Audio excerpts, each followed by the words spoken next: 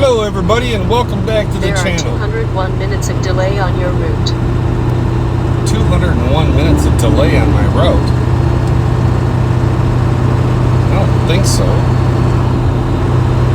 Anyway, I'm Tim, the truck is Daisy, and we are hauling paws.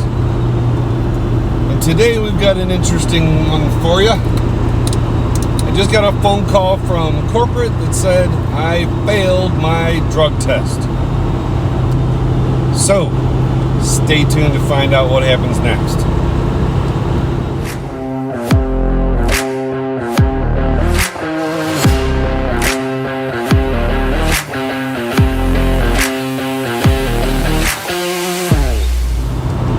If you're a subscriber, and you should be,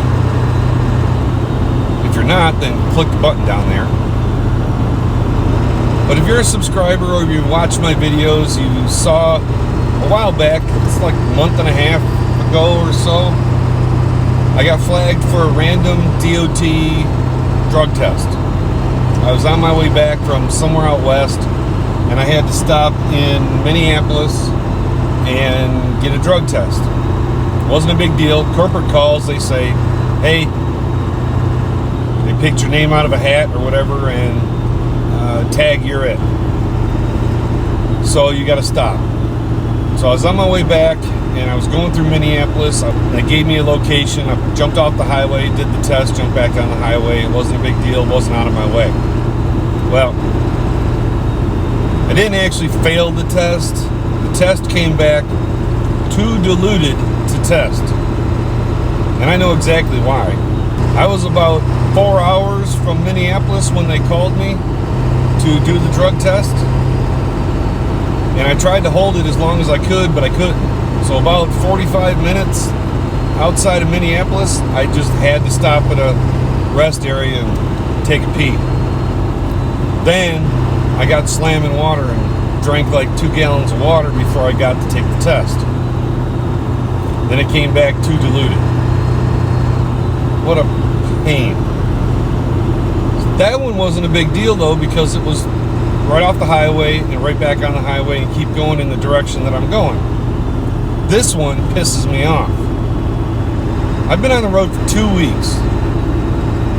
They knew about this for 2 weeks that I was on the road, because the rules are they can't order you to go take the drug test unless you're on duty, you know, on the road, just delivered, or you just finished delivered and you're going back for something else. So before this particular trip that I've been out for 2 weeks, I was at home for 3 weeks. So it took them a while because I wasn't on the road. But now that I hit the road, they could have told me about this anytime in the last 2 weeks while I was driving all over the place. I've been to Kansas, I've been to Arizona, I've been to Virginia, and now my last run coming up here to the Upper Peninsula of Michigan is supposed to get me home for Thanksgiving. And this one takes me about an hour and a half out of my way, which really torques me off. I've got to go north to Marquette, Michigan to do the drug test because it's the closest one, sort of on my way. But it also puts me into the winter storm. As you can see, I'm only 15 minutes north of US 2, where there was no snow. You couldn't see any snow. I went 15 minutes north and I got this. And it just gets worse the closer you get to Lake Superior. They got 18 inches of snow up there. So I was going to drive on the south route all the way as far as I could and then go up north to my house. But now I got to stop in the middle of it and go straight up north to Marquette to get the drug test.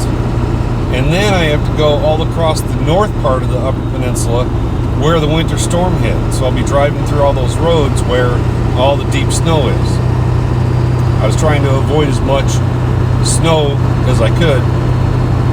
And now I got to go do this stupid thing. So anyway, I don't know what the moral of the story is. This video is not very long, but don't drink too much water, because you'll fail the test and have to do it all over again. This is bullshit. But anyway, I'm still going to be home for Thanksgiving. It's just going to be 3 hours later than I thought it was going to be. So that's it. Just wanted to give you a quick update.